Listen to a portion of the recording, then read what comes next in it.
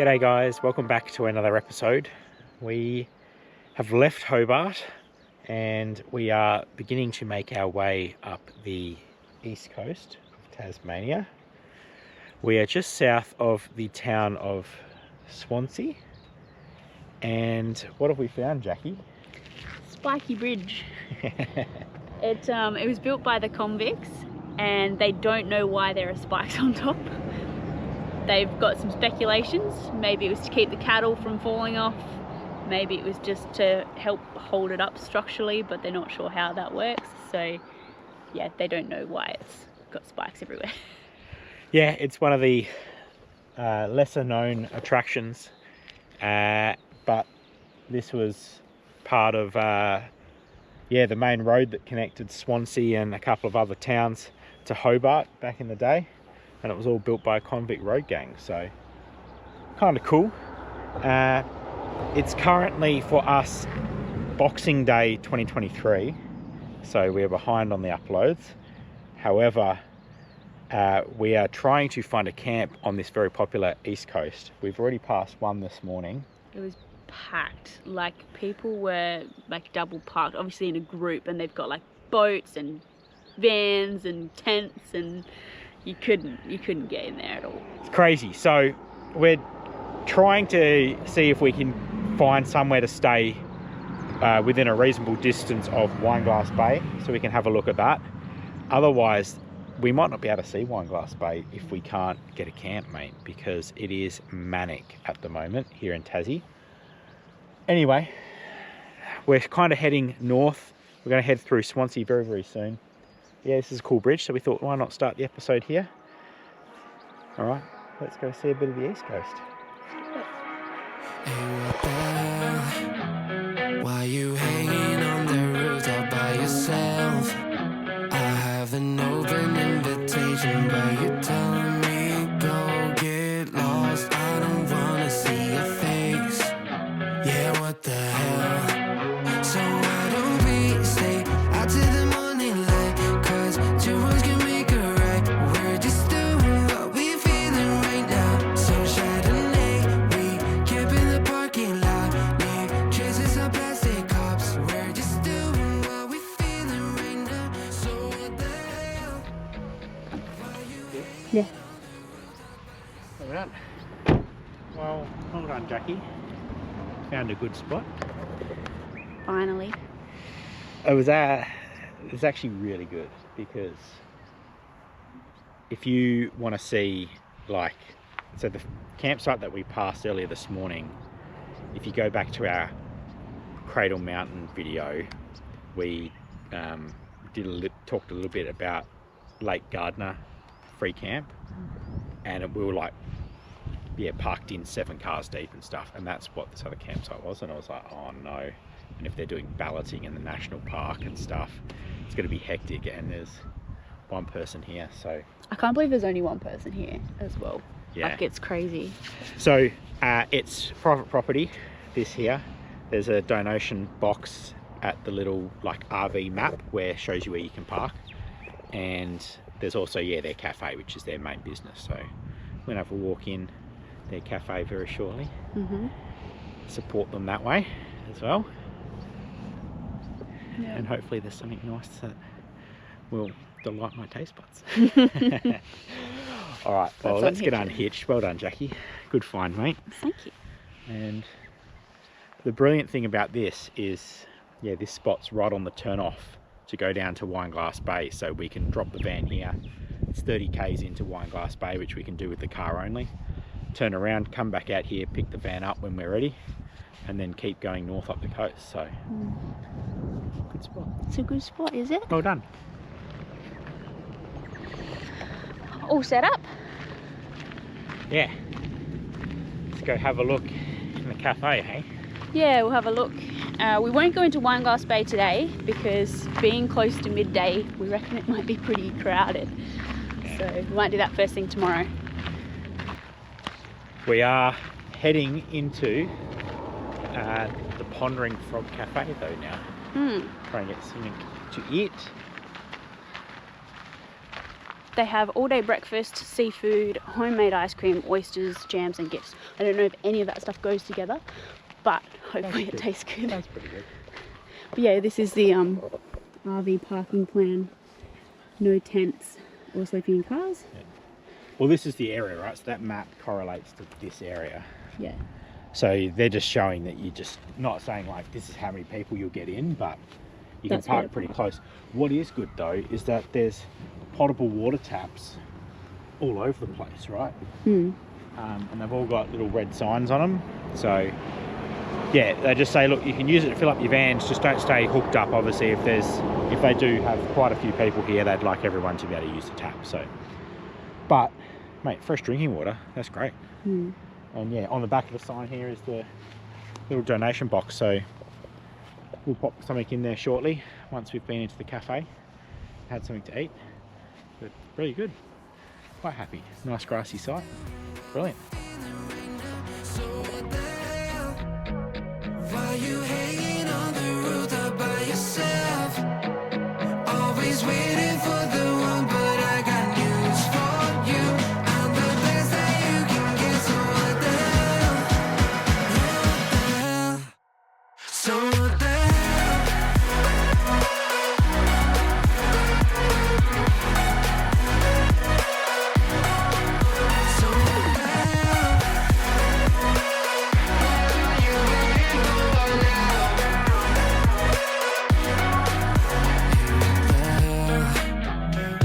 pretending that you like somebody else, like you got boys waiting in line to take you home, but tell the truth, you'll spend the night alone. Let's be alone. So why don't we stay out to the morning light, 'cause two wrongs can make a right. We're just doing what we feeling right now. So what the hell? Why you hanging on the roof up by yourself? Always waiting for the one, but I got news for you. I'm the best that you can get, so what the hell? Are you ready? Well, we've been enjoying our time at the Pondering Frog Cafe. Turns out that it's actually a very quiet, secret little spot that no one seems to want to stay at. Yeah, it's great. There's like all of 5 vans in there and they clear out every night. So yeah, it's really, really good. Well, this morning we have come round to Freycinet National Park, very famous for Wineglass Bay. Going to go to the lookout and have a look over the beach.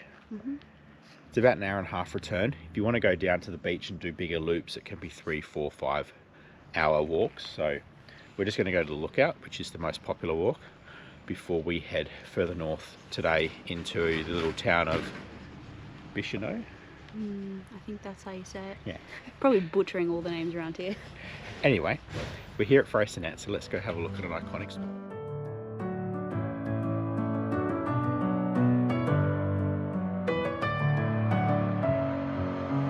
Messing with my head again. You had your heart set on me, but these feels, they come and go, and they come so easily. Tell me what it is about you that I can't forget, but you're breaking down my walls again just to set me free. Why do I, baby, why do I love the way you are, always leave me? Why do I, baby, why do I love the touch but never love the feeling? Why do I, baby, why do I love the way you are, always leave me? Why do I, baby, why do I love the touch but never love the feeling?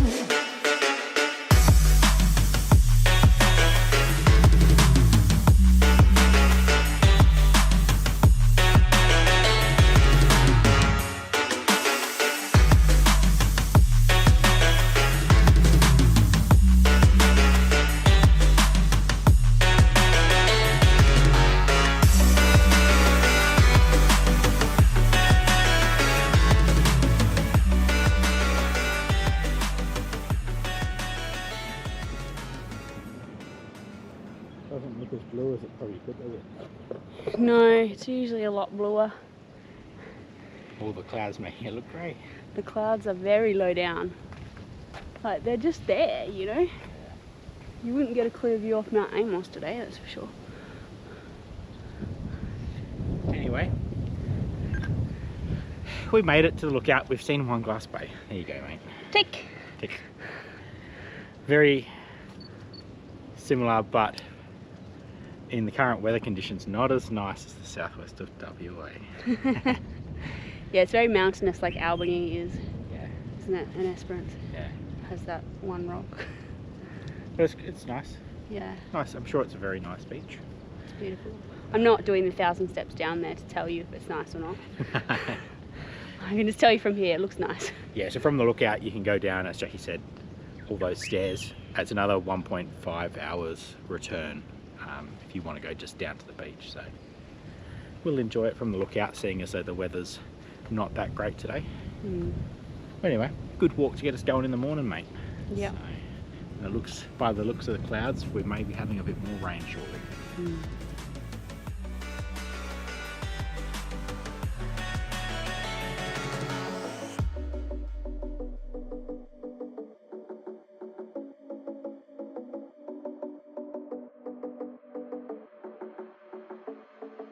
So we've come just north of Wineglass Bay to the little town of Bicheno, where there's a blowhole, which we're currently is just behind us, and then we're going to go and check out a potential other free camp that we might be able to move to as well. So this thing's pumping. You got to come at tide, which is where we are. We're bang on high tide, and there's a bit of swell today, so there's a fair bit of action. It's good.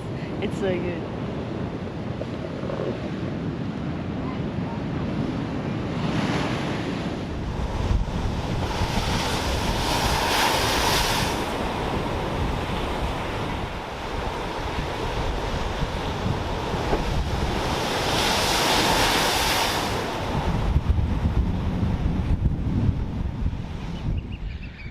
Well, when we left you last, I think we said we were going to check out a couple of free camp spots.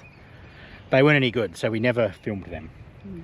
And since that point, we have left the blowholes. We've come about, what, an hour and a half north of blowholes. Where are we, Jackie? They're fires. Yeah. So it's right before New Year's, like, weekend. Yeah, it's Friday today. So it is packed, mate, down here. Yeah. We were so lucky to get a spot right next to beach access. One good thing about having a drone is we drove into one of like the 4 campsites that are on the coast, and it looked pretty full, and we could have driven down like 200 meters down to an area, but there was a sign that said like hard to turn around for long vehicles. Put the drone up, flew down there, nah, busy, flew across to like The next camp, packed, no spots. Seen this one spot where we are now, and I was like, Jackie, jump in the driver's seat, drive. We are getting to this spot. So it happened to be the campsite that was furthest away from where the car was. Anyway, we got here and we're very happy about it, aren't we? We are very happy because the beach is just down here. Yeah, so we're fully set up, got the awning and everything up. We're hoping that we'll probably be here for a few days. Yeah, well, the town of St Helens is only about 5 k's south of us, so we can run in and get supplies if we need. Yeah, they got a really big IGA, fuel, all the stuff that you'd want. Water, free water, plenty of water points, so we can take our 25 litre containers that we've got in the car, fill them up and then bring them back to the van. So it's really good, and we don't have to leave this spot for up to 28 days if we want. Now we have less than that amount of time left in Tassie, so essentially we can stay here for as long as we'd like till we have to move on. But anyway, so yeah, van's just there, and here's the beach. It's pretty. Oh, look at this. It's so blue and white sand and... And this side of the bay here is protected. Yes. So I don't know if you can see up over this way, there's heaps of people camping all the way along, and they camp all the way up around this point. And so I flew the drone up over that way trying to find a campsite and wasn't really able to do it. But anyway, this is Bay of Fires, mate. We're going to go for a drive at some point and probably have a look at some of the other different bays and areas that make up this space. How good? How wide is this? This is gorgeous. Yeah. I think this is, I'm gonna claim it, favourite beach in Tasmania. There you go. Yeah. Because like, look at the colour of the water. The surf's not too crazy. The rocks are pretty. It's a white beach like WA. I'm happy. Yeah, it's very good. I think Wineglass Bay was a bit of a letdown. Yeah. This lives up to the hype, you know. Sort of once you've been travelling for a while, you realise that sometimes the things that are marketed aren't necessarily the best. They're just marketed as the best, and so you have high expectations, but this is living up to it. This is gorgeous. Really good, hey? Well, the only other thing to work out is whether we can fish, mate. If we can fish, this spot, I agree, is the best beach in Tasmania. So let's give it a go.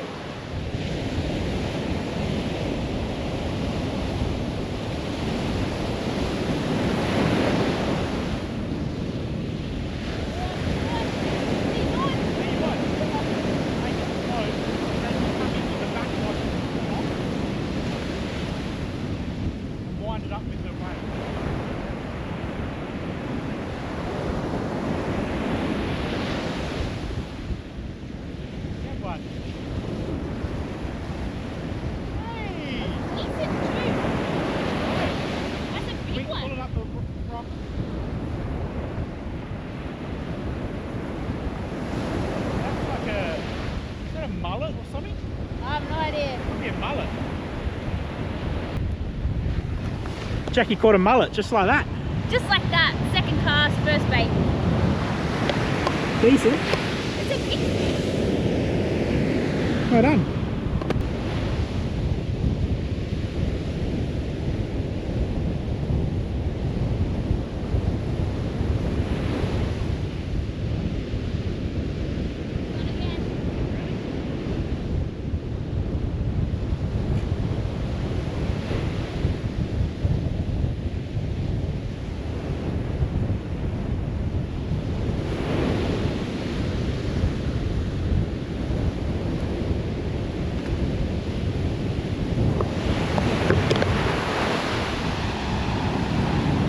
Another one. I am the queen.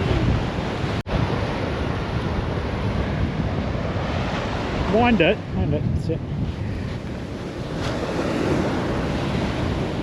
Yeah. This is a good one. Yeah, it's a big one. So we've had a bit of success today. Well, I had a bit of success today. I caught 3 mullet. We kept 2 and we let one go, the little one that was only just sized. So Josh has very kindly scaled and gutted and beheaded the fish. So they're ready for the pan. I'll just put a bit of flour on them and heat up some oil and straight in one side the other, and then they should be good to go. With mullet, we were tipped off by the Tasmanian fishing app that says because their stomach lining is actually black and there's a few remnants of that, but they say to just remove as much as you can because that will actually give the fish a bitter taste. So we tried to do that, so hopefully that's removed enough. It's very slippery and sticky and slimy to try and remove. But all I'm doing with it is I've got some frozen chips that I need to finish off, so they'll go in the oven, and some broccoli and some carrots because these are almost done as well. And that will be dinner. Nice and simple. Nice and simple because we're at the beach, so we don't want to overcomplicate things. Beautiful. Look at that. They're beautiful fish. It looks so good. It's Like- a real nice, like, firm flesh. I think this was the first one I pulled up, and I was actually really shocked at the size of the thing because it was actually, what, about 30-ish centimeters.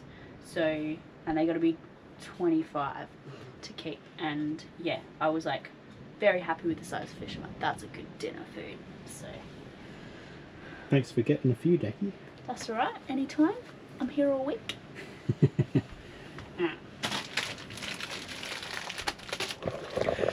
So we realised that often we probably don't show too much of what we eat on the channel. And seeing as this is freshly caught, you know, we're pretty simple eaters. We don't do anything super extravagant. Josh is a simple here. Yeah. I like simple flavours, mate, normally, most of the time. Mainly from a lack of me being able to execute more complex dishes. So, yeah, thought why not? We'll show you a little bit of what's going on. Seeing as we caught some nice fresh fish, mate. And it was only swimming a couple of hours ago, and now it's going to be dinner. Mate, it swam onto me hook. What choice did I have?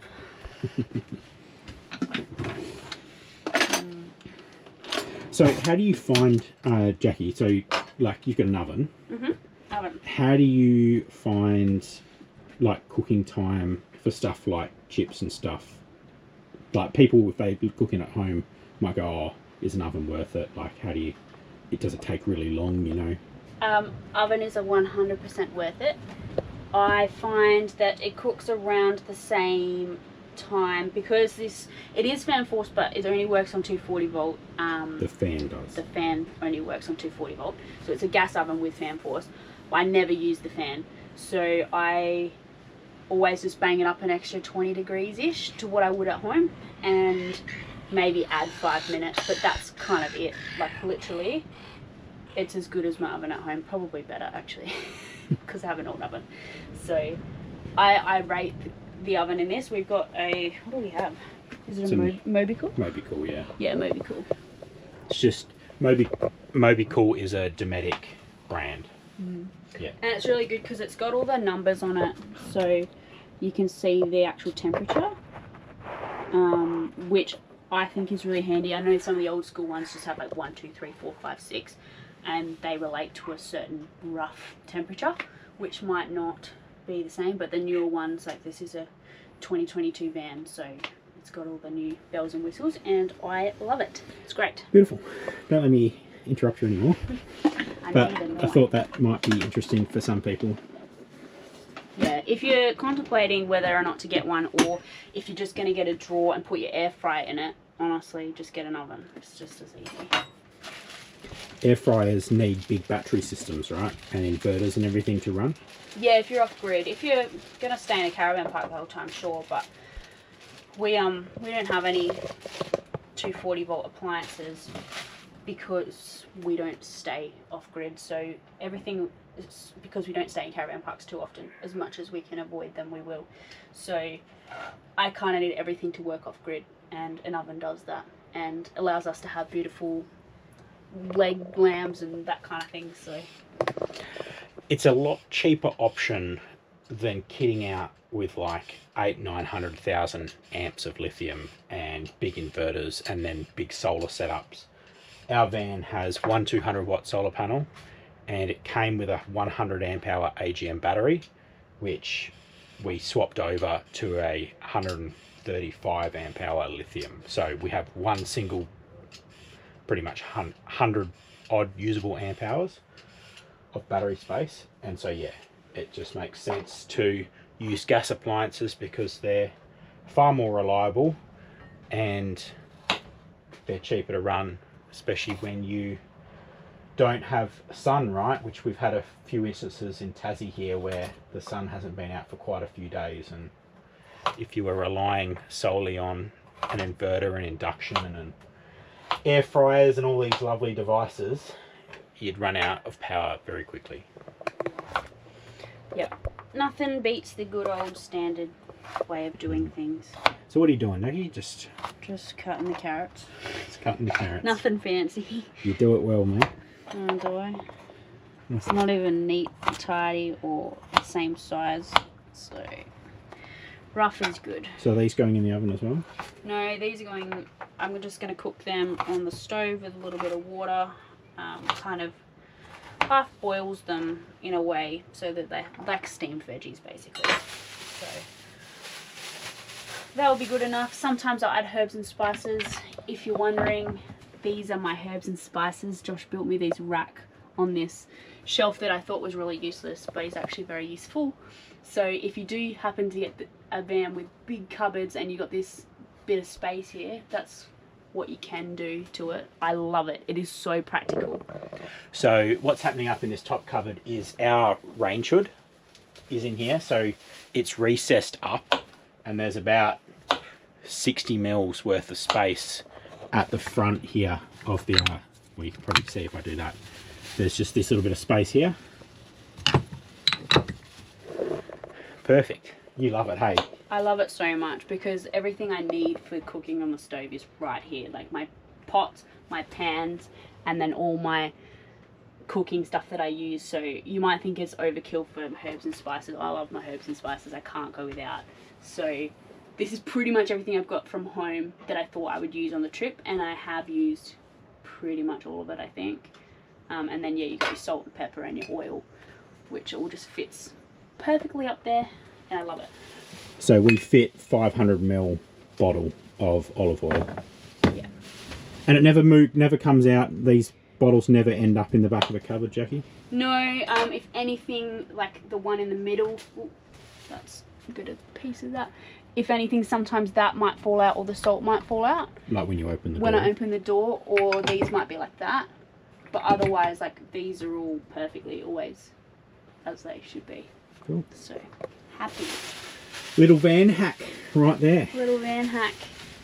Yeah, we're limited on space. Obviously, it's just shy of 18 foot, this van. So it is a small van, small kitchen space. But I actually find the cupboard space in the JB caravans epic. Like, can't fault it.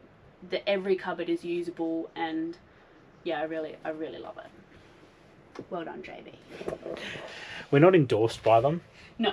They were one of 3 manufacturers that we were looking at as like our best wish list when we were looking at getting a van.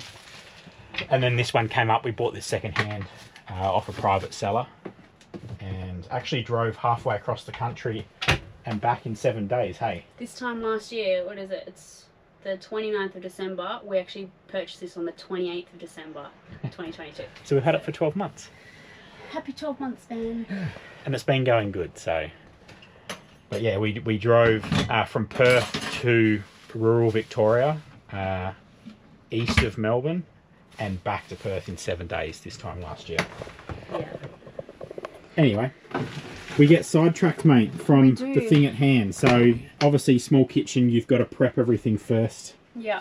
So I do use this space to prep as well every now and again. So I'll do that with the fish because that's a last minute thing. But yeah, because I want to use the oven, this has to be up to use the oven. So I cut my veggies because I don't really like cutting them over there or on the table. The table isn't as at the right height. So once I've done that, literally shove everything off, open her up and turn her on.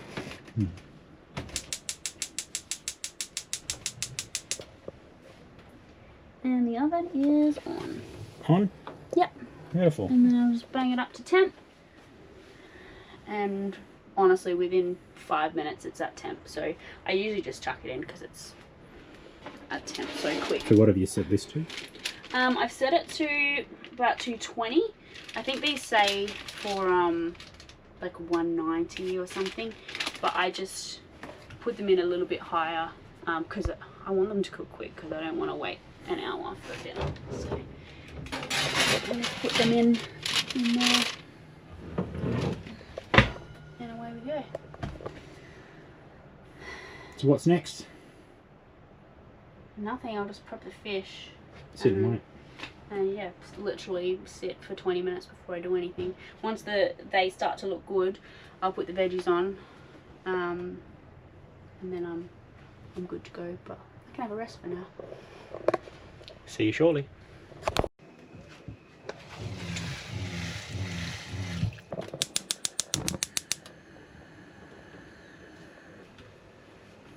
That's it. That's all I'm doing. It's easy. Even I could do that. Yeah, you could do that. Amazing.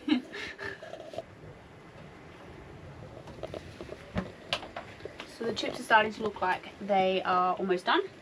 I've put the veggies on. They are steaming away as we speak. And now it's time to heat the oil and quickly dip the fish into some flour. Just either side, just roll it on. And then by the time that's done, that should be heated. We can whack it with the pan.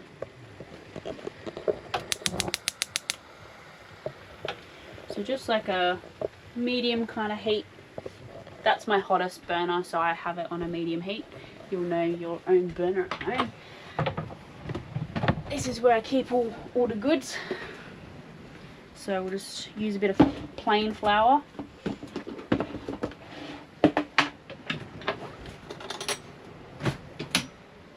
And I'll just scoop some out. I don't need too much, so I'll try not to use too much.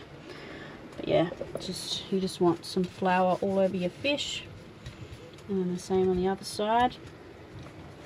And that'll just give it a nice coating when you're eating it, so it's quite nice. It's actually a really nice way to eat fish. Plain and simple.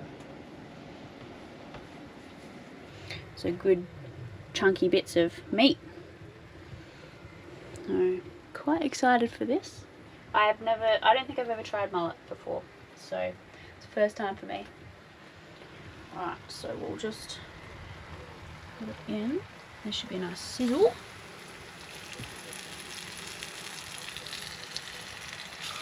Just fits in the pan, as we like to see.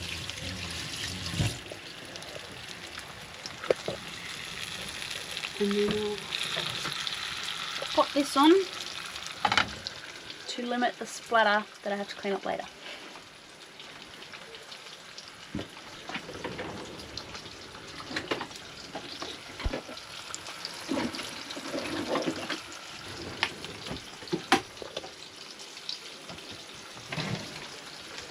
So what I'll also do is I'll get a plate out and prep it with some paper towel, and I'll put the fish on that just to dry the oil off it at the end, and also salt the fish so it's nice and salty. And pull the plate out. And whack some paper towel on it. That should be good to go.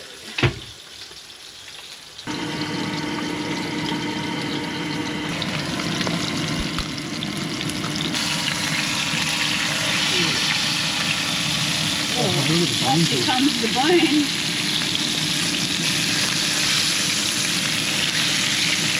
Mate, the bones are just popping out of it. How easy is that? So Good, isn't it? You pull the bones out.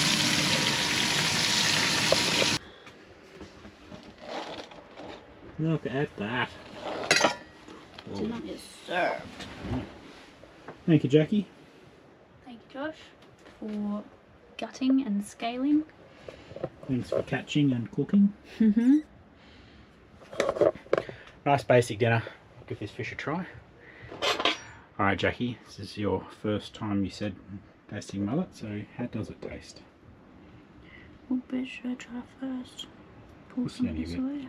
Alright, there we go. There's a bit that came out. Good with a bit of skin. I love the skin, it's all crispy. What do you think? That's good. Tastes like anything similar? Kind of like a herring. A little bit.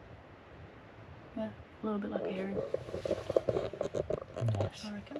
And I love herring. Or Tommy Ruff for those South Australians. Oh, very good. Alright, well, we're going to dig into this, have some dinner. If you guys like this kind of segment, let us know down below in the comments, and we'll be sure to see you very, very soon. Let's dig in.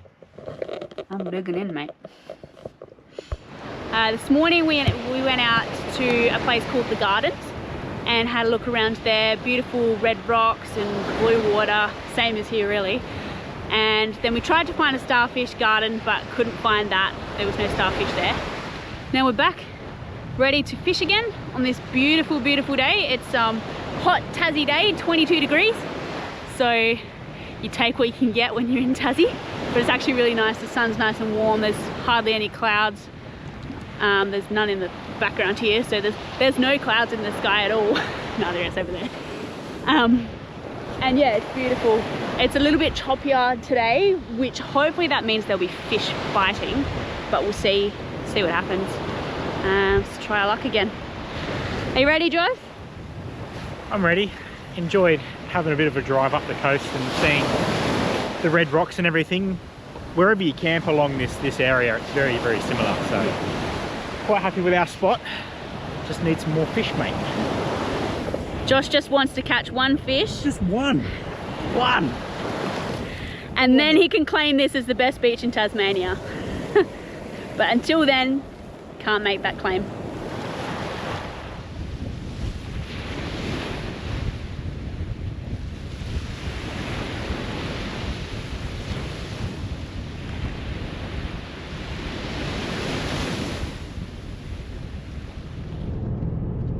Well, we're on the road again. We have left Bay of Fires this morning. We ended up staying at Bay of Fires for 4 nights.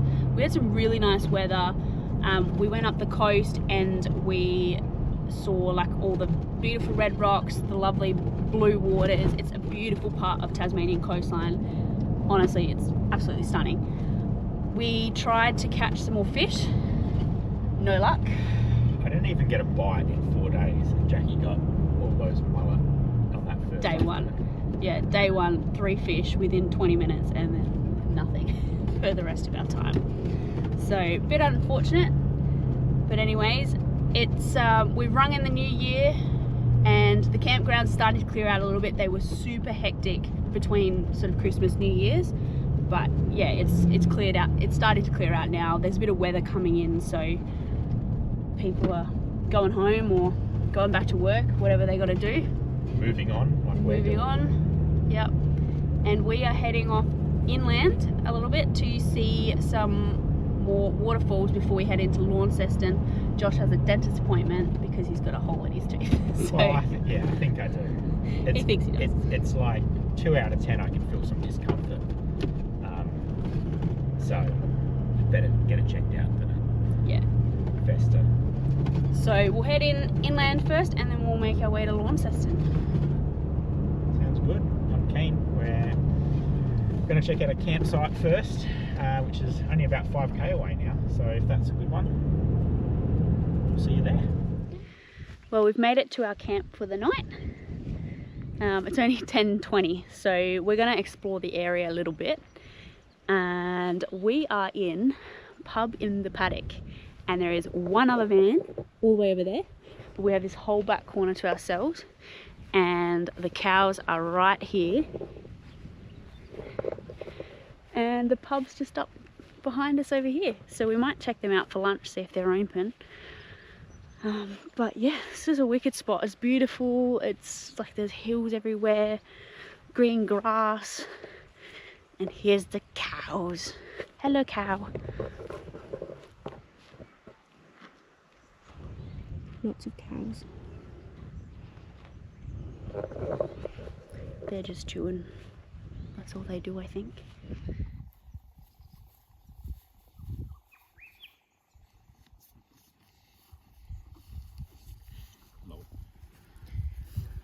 Go, Jackie, go. Cow eater out of my hands. I'm gonna go cook cow for dinner. That's what I'm gonna do. I've got beef mince tonight, boy. Look at him. Beef mince tonight. Mate, your tongue is gross and weird. Huh? The tongue's too big. It got me. Do it again. Hold it, hold it, hold it. Hold it. Its tongue touched me again. You're cute, but honestly, your tongue is a bit big.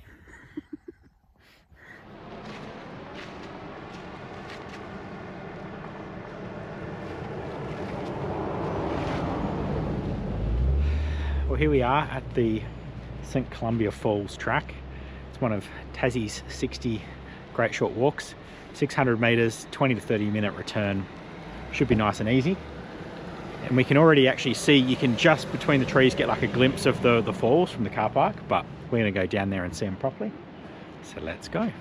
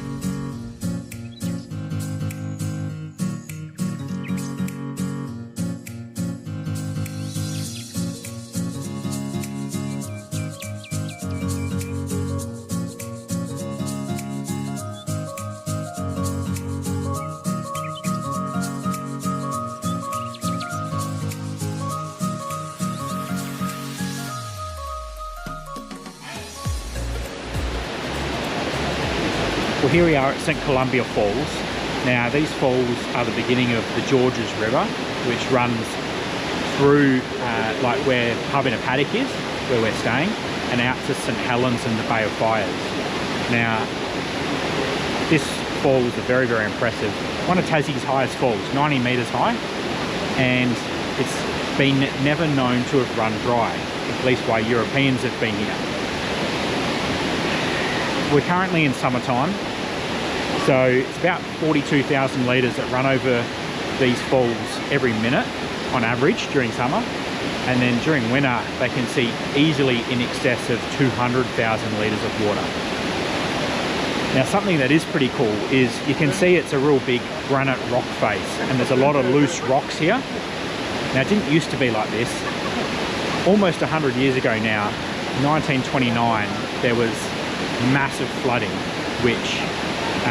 in which the granite was actually torn from the rock face because of the sheer volume of water, and all the paddock area and fields and everything down like near where Pub in the Paddock is become unusable for years after, with just gravel and logs and everything strewn all over that whole area down to St Helens. So it's a very impressive falls.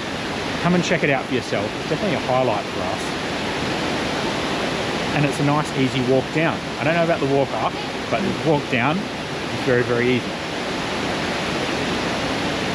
Happy days. Well, we're back here at the Pub in the Paddock. We're about to go in and have some lunch. But we've just been over to see the pigs, eh? Yes, the pigs are hilarious. There's 3 of them, and there's literally a sign that says, "I'd love a beer," and they actually do like beer. We watched some kids feed it like a bottle of beer. It's hilarious. Yeah, the pigs wouldn't come over, and then they got two empty bottles and started tapping them together, and then the pigs reared up and then ran straight to the fence. I've never seen anything like it. It's Man, so funny. Honestly, if you're someone that like thinks you can scull a beer fast, you should try and have a race with the pig, mate, because they just down that stuff so quick. Hilarious. And then they went back to the middle of the paddock and rolled over and flopped. They're probably drunk. Anyway, that was a lot of fun. We're going to go in, have some lunch, and that will be the end of the episode, mate. So thanks for watching. Please like and subscribe. And we'll see you in the next one. Bye bye.